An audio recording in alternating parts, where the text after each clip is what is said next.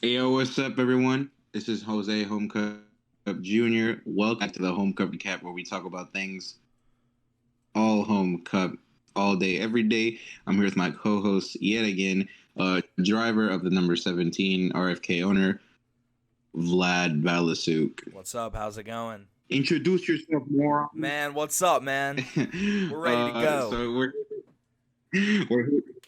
we're here to recap the Bristol night race, the most recent home cup race. Started off with Vlad Valasuk himself on the pole position, Yes, sir. dominated early in the race. Lap traffic played a little bit of a factor into keeping all the cars bunched up. Had a caution. The high groove ended up being the dominating groove towards the end of the race. Kyle Kajical, driver of the 47, was able to take the lead, and then drama towards the closing laps. We'll hear more details from Vlad about that.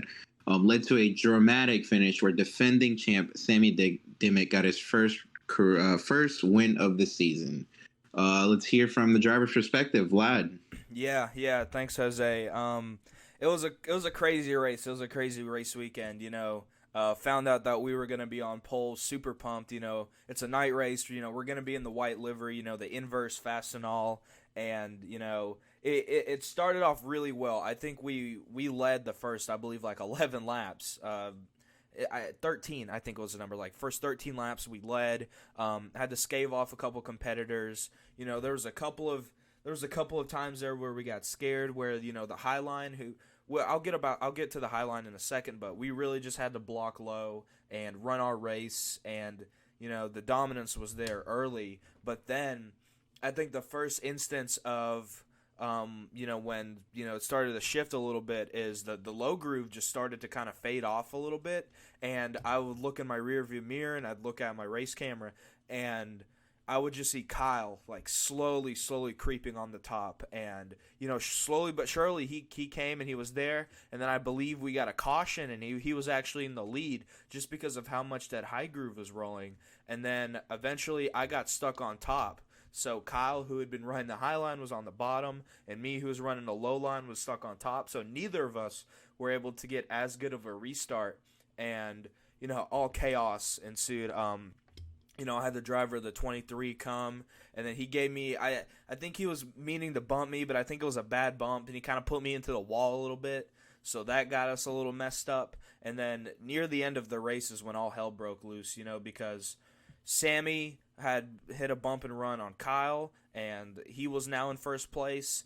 And the high groove finally started working for me again. I was able to pass James. I was able to get past Kyle. And then on that final corner, as you can see here, I'll show it up on the screen for you guys. On the final corner, I was able to get the run off the corner, but it was like a double bump.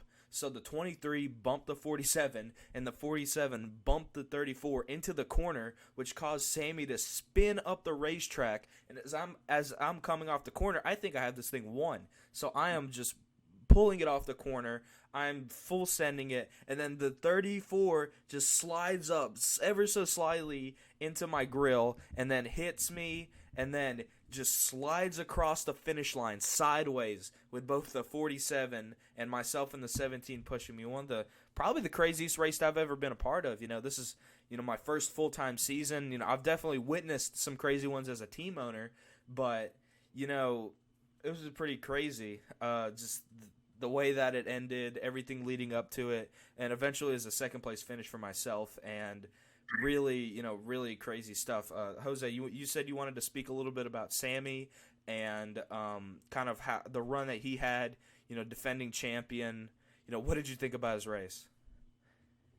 It's always good to see a defending champ. He's a very smart driver. He gets out of everyone's way. He's usually avoids all the drama that goes on around him. That's what lets him winning the championship last season. And he played it just well this race. Got a little bit of luck in there with those bumps that he received. Coming across the line. This was very key. Give him a little bit of momentum. Our FRM already had pretty good momentum coming into this race. So that gives him his first win of the season, second career overall, and that can shift us over to points because he only jumped one position. He went from sixth to fifth. Sawyer Price remains our points leader, getting another top 10 finish in ninth. That's a guy I want to highlight. He's just been pure consistency, pure class. Worst finish of the season so far is 11th, dominating the points. It's still proving to be that guy. Corey, do you have anyone you want to highlight in the point standings? Yeah, I want to talk about, and we spoke about this in our pre-show, is J.J. Moore, a guy who just barely missed the chase last season, and he is proving that he belongs right now. He's got 2 finishes outside of the top 10. One of that is a P14 at New Hampshire, then a wreck at NOLA. But other than that, this guy has been rock solid. One last race weekend in Phoenix, follows it up, with a 5th place here at Bristol. JJ has been really impressive this season. It's been sort of a SHR revival with just the way that he's been able to run, with the way that Sean's been able to run. Kevin Morales is also kicking in there. Alejandro's around. Really good revival for SHR and a really good season for JJ. Who else do you got for me, Jose? Yeah, I just want to say kudos to Sean White for building that team back up from the ground after seeming to be down and dead. But another guy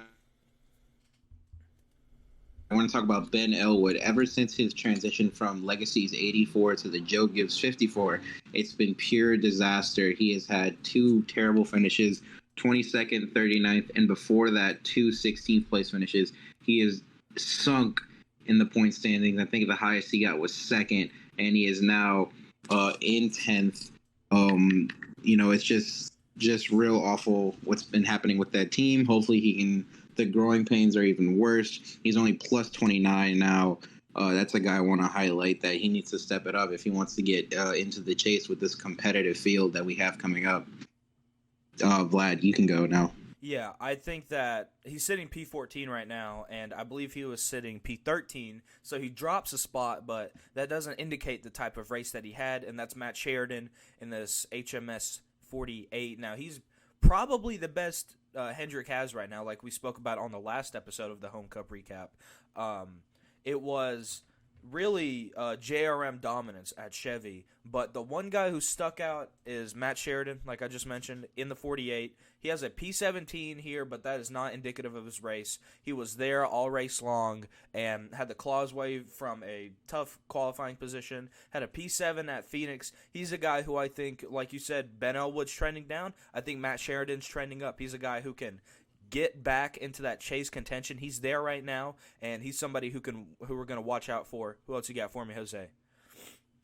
Well, speaking on Sheridan went a lap down in the early run, was able to fight back, got his lap back, and was able to charge through the field to finish P17 in that race. So overall, that was a very solid race from Sheridan. But another guy I want to highlight now is Chris Lauda. After his 2-race suspension, it has been lifted. It is over. But he went from, I think, top 10 to P27, almost 2 races out of the chase. This guy was a consistent front runner last season. He was a consistent front runner before the suspension. And this has been an absolute gut punch to his points, to his chances to making the chase. In my eyes, it's going to be a miracle if he can make it to the chase. That's just another guy I want to highlight trending down. He needs to keep it clean, needs to stay out of these wrecks, and just finish consistently in the top 10 to be able to have a shot at even making the chase. That's my guy. That's my last guy I'll talk about in the points. Yeah, I agree. When you think of dominance, you think of what FRM was able to achieve last season with having all 3 of their guys in the chase. And Chris Lauda was a big part of that, He was a guy who was very consistent last season and kind of capped off that season, that 1-2-3 that FRM really had, in my opinion. And, I think that he'll definitely have the speed. We've got a lot more racing left to go, a lot more race weekends, and he's somebody who can do it. We've seen him do it before, but with how competitive this field has been, it's going to be tough. And for my final standout, the guy who I want to talk about in points is Kyle Kajagal.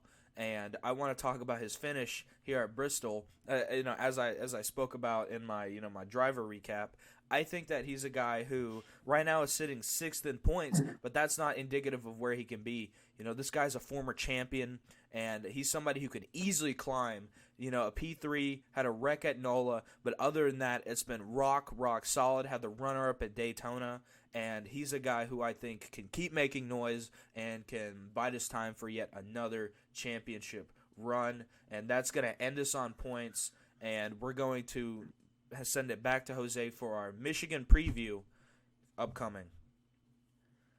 So our next race in the Home Cup Series is Michigan. It was round 11 last year. It moved up a bit to round 8. Our defending winner, James Ashbourne, he is our defending the 2-mile D-shaped oval. Qualifying is later today at 8 EST. You'll see it there first. So just want to mention we've had 5 different races there. We had Connor Green, Season 1, Alex Burnout, Season 2 winner, Corey Johnson, our Season 3 winner, Caden Cam, our Season 4 winner. We did not race there in Season 5 due to the lockout. And then, like I said earlier, James Ashbourne is our defending winner there. So just stay tuned. It's going to be an exciting race. Michigan usually provides great racing, great 5-wide racing. And these drivers, they are not scared to take it even 5, possibly even 6 wide with how wide that track is. So that's pretty much going to wrap it up. Any closing remarks, Vlad? Yeah, I just want to say how much I love racing at Michigan before I kick it back to you. Back when I was a team owner, back when I was at PSSR, this was one of my favorite tracks to go to because we always had the speed to compete there. And if you got the speed, you can make anything happen because, you don't think about Michigan in the same light as you do a Daytona or a Talladega, but the drafting is almost just as prevalent and the runs are crazy, like you said, 5, 6 wide. I'm sure it's going to happen. It's going to be tough to navigate, and I just can't wait for this race weekend. Well, alrighty, that's going to wrap it up for today. Thank you to everyone who has listened. The giveaway that I promised for getting 20 viewers on the last one will be revealed on, I believe, Saturday. I think I said Saturday or Monday. That'll go live. I want to thank all the sponsors, the Driving in Circles podcast, Micah G Designs, and Chicagoland Diecast. I want to thank Vlad for being a part of this. It's been fantastic. Can't wait for everyone to enjoy the rest of the season. We are signing off. Thank you so much for being here. This is Jose Home Cup Jr. signing out. It's all right. Y'all have a good one.